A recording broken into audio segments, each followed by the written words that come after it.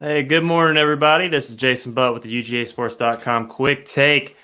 It's Monday. You know what that means. This is the beginning of the week with Georgia playing Florida in Jacksonville, renewing the rivalry. It's interesting because as a UGA graduate, I can remember back in college when people that were my age, and it seems like people who were younger, uh, there's a hatred for Georgia Tech, but it's Florida to them that is, and to us that felt like the biggest rivalry or biggest rival for Georgia. Whereas I think there's an older generation that still considers Georgia Tech the number one rival. I think you can debate that and all that, but Georgia Tech hasn't made, they've had the pop-up wins here and there.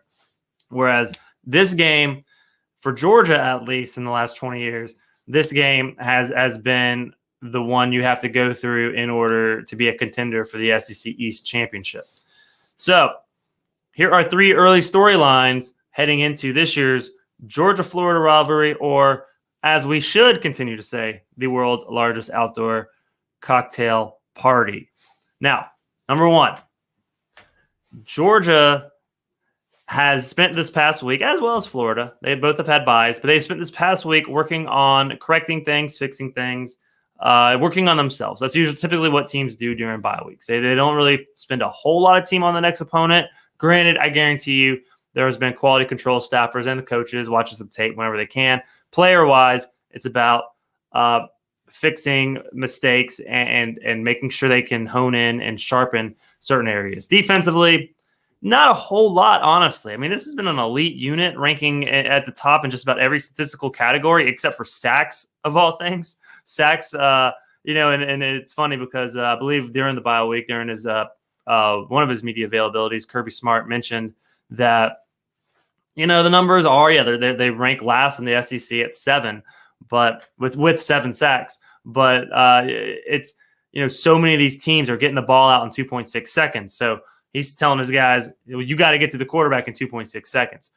And I agree, honestly, with that assessment because there are plenty of teams that are being able to get that pass rush and get there in less than 3 seconds. Georgia has not been able to do that. I think defensively, that's really the area they have to, because you don't want the quarterback to have time to extend plays, and you don't want the quarterback to have that opportunity to wait in the pocket as well. You don't want him to get out. You don't want him to wait. You want to make sure you get that consistent pass rush. That's really the one thing the defense has not been able to do. I think with Jalen Carter potentially coming back for the Florida game, that will be a big addition that could potentially change that. Now, offensively, it's just carrying over what we've seen from them the last 5 quarters. Passing game much more in sync with one another. Really starting at the end of the Auburn game in the 4th quarter. It's Stetson Bennett was able to finally get 2 passing touchdowns against Vanderbilt. I think that's good for his confidence. And granted, he doesn't really care about the numbers as much. I mean, the thing is, the yards are there, just that the passing touchdowns weren't. But obviously, good to see that. They'll get some receivers back potentially. Don't want to speak too soon, but A.D. Mitchell being one, the main one, and Lad McConkey. He got a little hurt in the Vanderbilt game, so having the week off, I'm sure helps him. Will help him be ready for the Florida game. That said, I think, for me personally, as I've mentioned before, I'm probably beating a dead horse at this point, but Darnell Washington, I think the big thing is making him more of a go-to target in this offense, making him a primary read on certain plays. I think the more Georgia features, it's the offense runs through Brock Bowers. I put it out there, and then A.D. Mitchell, when he's back, he's a 1B basically. But making Darnell Washington another one who you have to worry on any given play, is he going to get the ball? I think that's huge. Okay, moving on to number 2. That would be Anthony Richardson, the quarterback. A lot of people wanted to give the Heisman after week 1. Much like I was saying with the defense, really got to account for where he is on the football field. The Utah game, 11 carries, 106 yards, 3 touchdowns. That's when he was getting so much attention, and people thought he might be, somebody who ends up in New York at the end of the year, and that Florida's back, and that Billy Napier didn't have to take much time, and et cetera, et cetera. The week after against, a good Kentucky team, did not have the same kind of results. Didn't look good. South Florida didn't look good. Lit up Tennessee statistically, 453 yards. Wasn't able to have as much success yards per carry wise on the ground. Did rush for 2 touchdowns in that game. I actually think this bodes well for Georgia against Tennessee. Tennessee's defense is very susceptible to better opponents, as we've seen, but we're talking about Florida. And then you continue, and then against LSU, I guess 2 Saturdays ago, 9 carries, 109 yards rushing, and a touchdown, only 185 through the air, also a touchdown through the air too.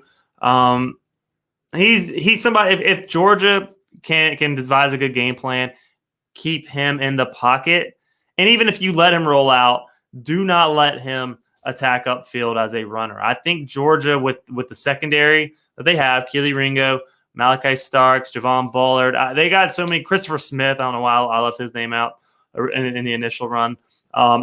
With the guys they got in the back end, I actually do not anticipate this being much of a problem. I don't think the vertical passing game is going to be there for Florida. It's really about moving the chains, making sure that Anthony Richardson does not become a threat as a runner. You take him away in that aspect, you turn Florida into a one-dimensional team. Georgia's been pretty good against the run, a traditional run with the running back also. So make sure you know where Anthony Richardson is. Don't let his legs beat you. And then the third one is, this is obvious. It's Georgia, Florida. Anything can happen. Throw the records out. Throw conventional wisdom out. I look at 2014. Nick Chubb at that point had been rolling for this Georgia offense. I believe, Todd Gurley had the ACL. And so Chubb and Sony Michel, they had taken over as freshmen. And, Chubb had been rolling and just putting up some numbers. And Florida was 1 loss away from, ironically, Georgia's defensive coordinator, Will Muschamp. He was coaching the team at the time. But Florida was 1 loss away from firing Will Muschamp. And then, of course, these two teams play, and Florida put up a bazillion rushing yards. I'm gonna pull this up here. They ended up with 418 rushing yards. What was the quarterback's name? Treon Harris? Yeah, Treon Harris. Gosh, I had forgotten about him. Treon Harris, 3 of 6 for 27 passing yards, 418 rushing yards. They just went bananas on the run game, and Georgia, which had a good defense by that point, just could not stop them. I remember I was living in DC and went to a Georgia bar up there, and I was with a group of friends who were Georgia fans, and then a buddy of mine who's a Florida fan. And he bless his heart, he went in. He was like, I'm gonna take whatever, and he knew that he was like, we're gonna lose. It doesn't matter. And sure enough, he kind of felt awkward because he did not believe what he was seeing. Was like, but I don't want to be the one guy that's going, just screaming my head off at a Georgia bar. And so anything can happen. The COVID year, Georgia couldn't stop the wheel route. You just don't know. I mean, Georgia has been a favorite in this game for quite some time now. Georgia's kind of owned the series of late, but it's Georgia, Florida. So toss all that out the window. You got to bring your A game.